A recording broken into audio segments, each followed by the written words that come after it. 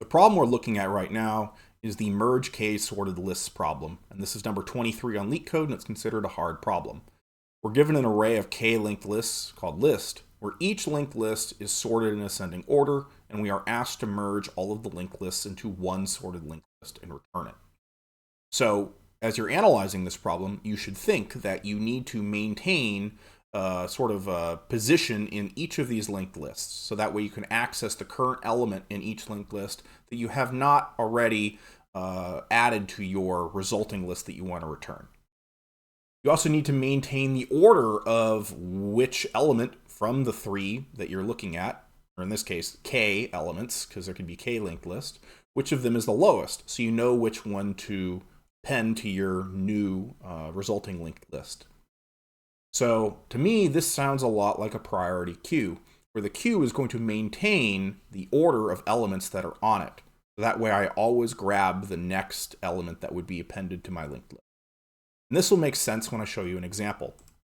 This example is directly from Leetcode. We have A, B, and C, so my k is equal to 3. I'm going to initialize my queue. What I'm going to do is put the first 3 elements onto my queue, where the priority of the node is going to be equal to the value that it's holding. So 1 goes on from A, 1 goes on from B, and then 2 goes on from C. 2 would obviously go at the end because its priority is less than 1 and 1. But then what do? Well, I am now going to remove the first element from my queue and put that onto my resulting linked list that I want to return. But what do I do at this point? Remember, this priority of 1 is going to be tied to the actual node itself, so I can grab its next element. I'm going to do just that. I'm going to move over to this 4, and I'm going to put it onto my queue. My 1 is gone. I'm going to go to my next one. I'm going to remove it and put it onto my list here. And then I'm going to go grab the next element from it, which is 3. But notice, 3 has a higher priority than 4, because I want to sort this in ascending order. So 3 would go here instead. I would then go to 2. And 2 would be removed and go here.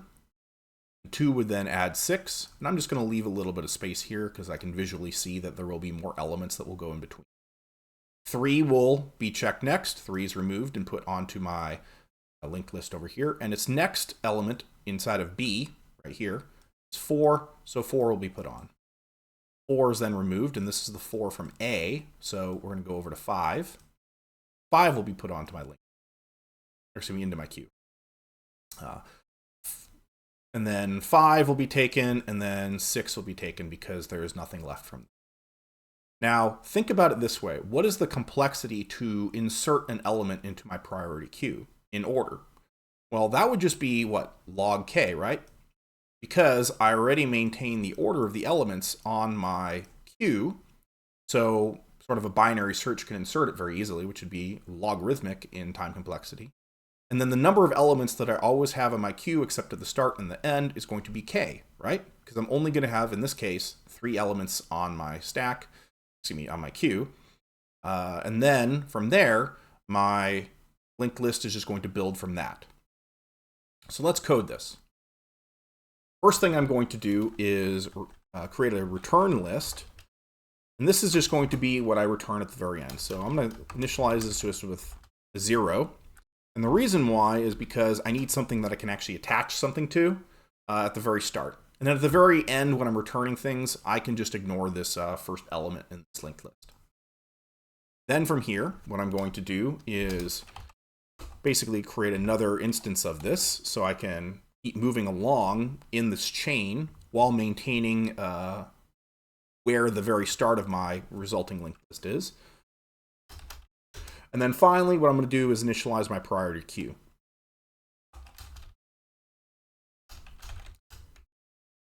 And if you want to import it, you can go from queue, import priority queue. Now what I'm going to do is put the first element from each of my linked lists onto my queue. So for I lst in enumerate lists. What am I going to do? If the list exists, because they very well could just give me empty lists as they show down here. So if lst, then what am I going to do? eq.put, and I'm going to put a tuple on here. What's the priority? Well, the priority will be the value it has, and we can see that it's just list node class is here, what the value is, so we'll go lst.value. Now there is an interesting behavior that we need to basically take into account. If we go over to the documentation for the priority queue, there is some kind of instability when we end up with essentially two tasks or objects or whatever that have equal priorities. How do we basically break the tie? What they suggest you do is have some kind of counter that you know will be unique. So that way you always will be able to break a tie. In our case, since we know that we're only going to have one element from each list, or each linked list, on our queue at any given time, we can just use the index of that particular list as sort of the unique tiebreaker. So I will go here, and then we're going to put the actual node itself, which would be LST. Okay, so now we have the first element of each of our linked lists onto our priority queue.